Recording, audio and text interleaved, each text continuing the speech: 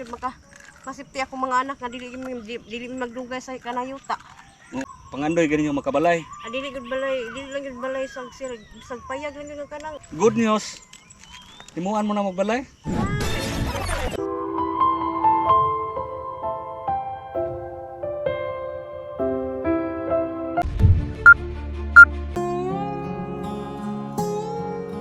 Dili kayo nya. Agunta kay. Pamanggilain ko dalungan. Sa nakaraang linggo, nadala po ni Bro Tata ang isang pamilya dito na nakatira sa isang kubo na trapal dito sa gitna ng kakahuyan. Medyo tuktok na at nalaman bagong panganak pala ito si ate. Mana mong buyan dire? Oh, muna mong gipuyan gyud kay mong gipuyan sa una dito ra. Oh, Gubaman sa linog. guba sa linog? Ya Dios ang sa bakyo.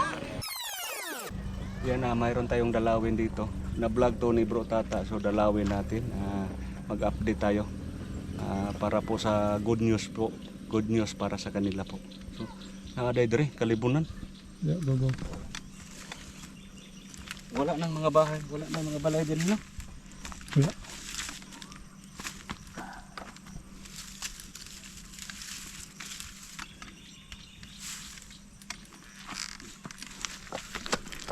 Hello.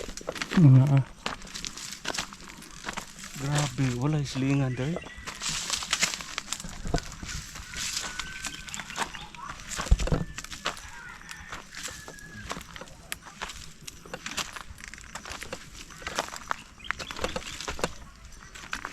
Ani, bawa man ani.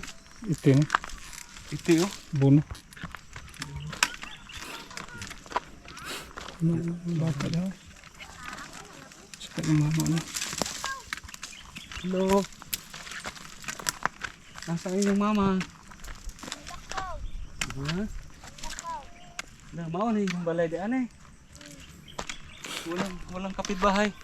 Nandito sila sa gitna ng kakahuyan. Ito yung bata eh.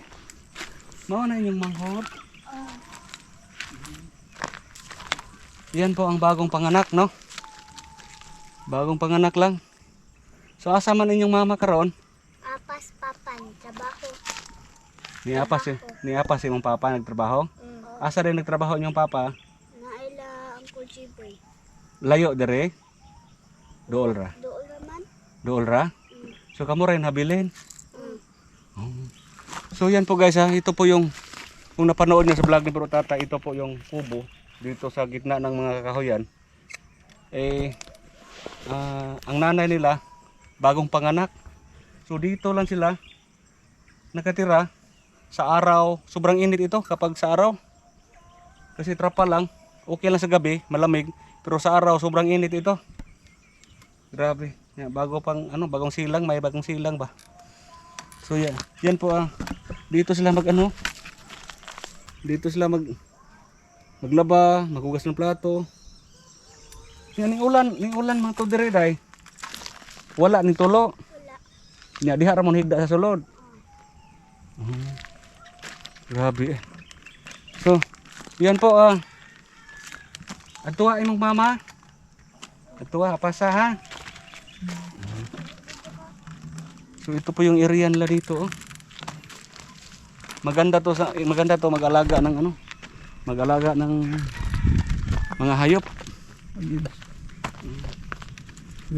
Napaka peaceful, walang kapitbahay. Mas na tanim dire.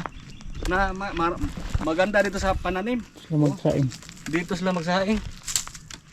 Mayroon pang nangka oh. Para gulay to ba. Saka mayroon silang mga tanim oh. Wala silang bahay talaga, trapa lang. So yan po sinundo muna sa anak ang nanay nila. Mayroon naman silang mga dito, dumi ng kalabaw ba to? Pataba. So yan kubo na yan guys. Yan po ang nakita sa isa sa ating sponsor. Sabi nila kung pwede pagawan ito sila ng bahay kasi mayroong maliit, may sanggol dyan, bagong silang lang. Delikado yan. Sa araw, sobrang init yan sa loob. So delikado yan sa bata. So yan kaya nga pumunta kami dito ngayon para ma-interview natin sila ulit para sigurado tayo kung pwede ba nga mapagawa ng bahay o hindi. So yan na atong klarohon karon. Shout out ha sa Lao Sisters og ni at ni Ma'am Anita Mateo. Ma'am Anita Mateos, maraming salamat po sa inyo. At sa Lao Sisters. Yan po ha. Hintayin muna natin sinundo sa anak ang nanay nila para makausap natin ang nanay nila.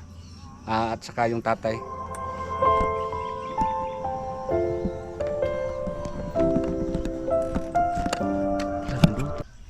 Ate, isa kita pangalan nimo?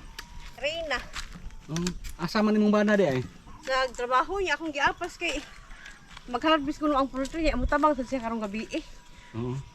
Naginot ba? Oo. Adlaw na sa diha balay niya. Ini kagabi eh poultry. Pila po anak na mo? Upat. Bago pa ka ng anak? Oh, Pila pa? 2 months pa. Mag 2 months? Pag 22. Oo. So, kanaim yung balay din eh. Nara mo matulog diha pasig adlaw. Oh. Anak mo diha mag-standby adlaw gabi eh. Oh. Amin mo. Anak mo diha mag adlaw gabi na mo diha. Oh. Oh, istok sa gamay. Kay kuan mo wala mong balay na adto nya naguba man to, di naman gid mahimo, mahadlok naman ko. Siguro lagi Ang sa man naguba inyong balay sa linog. sa linog. Nya pag Asa man dapat inyong balay dire? nadawlahan. Sa ubos then wala na mo ni balik dito. Wala na kuhuman sa linog nya. Pag bagyo na ukab nang gitiwa sa bagyo sad. So dire na lang gid mo. Diri na lang gid mi. Pero meron ka na diha. Ang mga sako. Oh. Giana na namo giaptan nya palibutan sa mong trapal kay namo mga hinabang nga trapal. Nya diha ra mi sa ubos. Ya, Yuta. wala mo naglisod nga gagmay pa man imong mga bata. Ay okay madadara man pero ang kuan lang gyud katong ning kontak ko lang kung tabang ni Rotata kay di na gid mada. Wala man si trabaho kay mahadlok naman ko pa trabaho sa syudad kay masigiglino kuya ba kung nanganak ko nya. Magmo man sa siyang Oo. kay nabagdak man sa paglinog dito sa trabahoan. Sa imong bana? Oo. Ya. So naralan din nagtrabaho sa. Una ana diri mo naginut-ginut og naay magpatawag trabaho. Ya inahinay sa guma. Oh, mag-umaumalan din eh. Oh, gani. Pag wala hinamo gipangtaluman dayon niya. Kay dito man may unta nagkuan niya. Pag abot na mo diri banwa man ni. Gihawanan niya. Nahinay sa pananom Ya, hinahinay. kinsa man yung yuta din eh. Kumon. Pero ilaha gini uma. Oo. Pero dili titulado. Oo. Kanang kuan lang ba? Pero kung kanang maghimo mo og balay dire, O pwede ra. pwede ra. Oh, Kumon din niya wala pa nabahin pod wala pa. sa mga igsoon. Oh, sa si apuhan pa. Sa po. Munggis. Mga munggis. Oo. Ato ta sa inyong balay na. So yan po guys ang ilang balay dire pati yung luoya. Trapal. Sukad pa atong linog. Pila na kabuan? May pay bahala na lang ko hila ko nga. Kanang bahala na lang ko. Bahala gid ana ako may nagtudloan ko bahala gid ana. Pau. Basta ato ang kaugalingon way mahingili na to, way mo pasakit ang istorya kay lisod man kaayo. Maghilak man ko buntis pa ko. Ya, dili kani mo ni banigan diri. Dani mo sa una, Oh, nagbanig. kani diri. Kaning mga Kani diri. Banigan mo trapal. Nga ngadto palibot diha. Kani diri open, buntis pa ko. Ya ato trapal. Plus trapal. Ya. Pagkakuan na, muni amo mga sinina lalang sa diha kay lisod man kaayo sa sud. so nakakuan mo trapal. Sapaw-sapaw lang Oh, din sa niya. pausapaw na lang kay nadunot man to katong pag-aring bro tata, nadunot man niya. Na may trapal na nakuha na namo among giulian. Oo. Ya naka Are na kaya.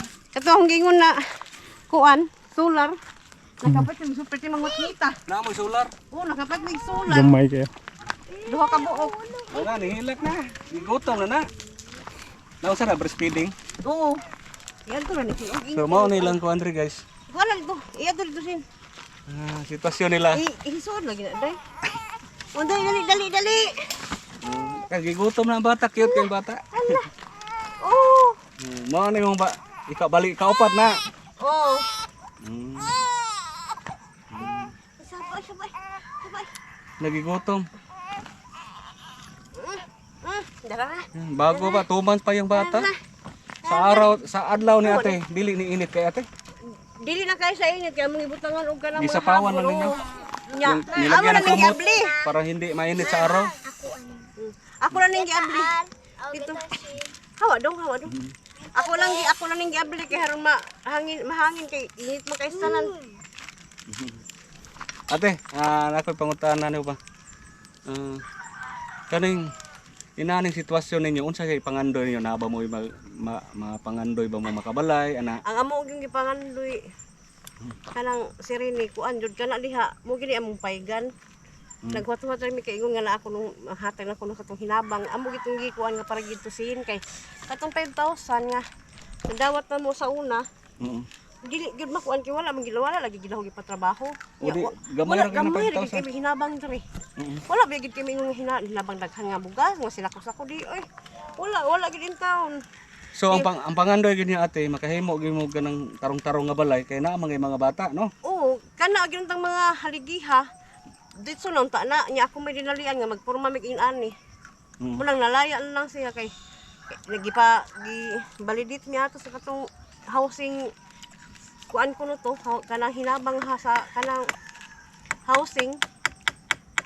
Nagpaabot-abot kami kay para gitong daipat ng bugsin og lansang kay bahala ang mga gamit sa kuan lang banwa. Bahala ang mga kahoy kanilang dinhi magputo lang. Okay. Mga round. Mahadlok mas ang isa mong kuan og lukay kay ang bitin ko no dili maka duol. Unya wala sa makuha na nga bili pa sa unang kana dihang ubos pulos gina diha kalubinan. Wala namang gyud nya kana diha dili pa na. Ang lukay kanang manguhag lukay para iatop ana. Oo, nya inana ang tato nya wala man gyud makuhang lukay kay nangagisi-gisi lagi sa bagyo. Nay makita kana diha lisod. Bago pa sang tubo dili pa kuan. May tatong dili pa sa asinda sa una. Kay okay ra gyud kaayo. Makakuan mig kanang para atop. Wa man gyud mi wala naman gyud nya. Wa man gyud ko na hunahunaan para lang gyud masipti ako mga anak nga dili magdugay sa kanayuta. Oo. Kay Kay ang lisod kay. Inani atin likado manig naibitin. Naibitin ba? oh, delikado og bitin ko. Likado kay naibitin guys ba mukamang. Ang hadlukan lang sana ko kung magkuan mi kuan mi og kanang lukay kay duulon lay kuno kayo og kuan bitin. Nya mo ni nani kuan lang gyud ang isig ka kilid kay haron lang gyud dili gid ta masak di kimi masak og bitin. Ate, sa vlog ni Burutata, mayroong nakapanood isa sa sponsor namin. Isa sa sponsor namin nakapanood. So yan nga bumalik kami dito ngayon para masusi na mag-usab, maklaro ginamo. Bisag payag lang yun kanang Basig payag lang. bisag dili lang inaani Basta naalay kanang salog, no? Dili wala lang sabi nga nangandoy mi nga kanang nindot nga balay basta lang makomportable dili lang sa inaani kay ma'am sige pangandoy gid sa usa sige gid sa hinuktok nga ko trabaho unta siya balik layo ako may mudi kay mahadlok man ko kay magmuo lagi siyang Magsige hinuktok imong bana nga kumahin sa balay, ano? sa balay So karon ate, good news. Himuan mo na magbalay? na kanindot Hindi. Himuan mo na magbalay ate. kanindot ala sir Oo. So yan po ang mayroon tayong sponsor. Himuan gawan namin kayo ng bahay. Pero dili kay dako. ay okay ra gyud kayo na sir bisag kanang ang giingon gyud sa ako ang pares bisag muhatagan ng tagsinbang malipay na lang ko mang Ang good news po, paggawa natin sila ng bahay dito. So sila po ang napili sa ating sponsor na isusunod nating pagawan. Kasi patapos na po yung bahay natin doon kay Tatay Florante, patapos na kung saan ang sponsor si Ma'am Reggie de Labina at si ang Lau Sisters, ang pares nila si Ma'am Anita Matios ay naka-decide po na pagawan po si ate ng bahay. Himuan mo balay ate? salamat sir Inday. Himuan mo nagbalay ha. Himuan mo nagbalay ha. salamat kayo og dako gyud kayong salamat gyud wa isa gimi nagdahom nga makabalik mo nga inani ang kanang balita nga nindot kaayo as in Oh, nindot kayong balita no. Oh, pasalamat sa Ginoo ha nga di nga nato damhon usahay ang grasya no. salamat gyud kay sa Ginoo nga gyud ay tawo Gidungog yung pagampo. kidungog ang pagampo Oh. So mo na ate ha ang balita nato karon. Niari rami ron kay para ibalita sa imo nga himuan mo na magwalay. So sa sunod adlaw magkumpra mig materyales. Nya naa may karpintero nya ato lang ibahigon niya unsa ipatrabaho nato sa imong bana. oo Ha? oo So yan po guys. Patapos na yung bahay natin doon kay Tatay Florante. mailipat na natin sila doon sa bagong bahay nila, mabilhan natin ng gamit. Ang asikasuhin natin sunod dito po. Dito tayo, ang gandang lugar dito guys. Dito tayo sa bukid sa Maonggok 2, Bungdo 2, Bungdo Guwa. Bourbon. Sa Bourbon. Sa Bourbon. Bourbon Cebu. Oh, yan po. Si lipay. Pag ayaw sa Roy na. Yay, may mo ang balay. Oh, lipay mo. Lipay. Lipay kami sa balita, kuya. Salamat. Yan po guys, sa kasunod na araw, i-prepare natin yung mga materialis. Medyo may kalayuan dito, pero okay naman, mapasok naman sa sakyan, basta hindi lang umulan. Kapag maulan, hindi mapasok sa delivery truck dito dahil madulas yung daan. Sige, yan lang po ang update namin sa inyo sa ngayon. Ate, Salamat kayo. Salamat.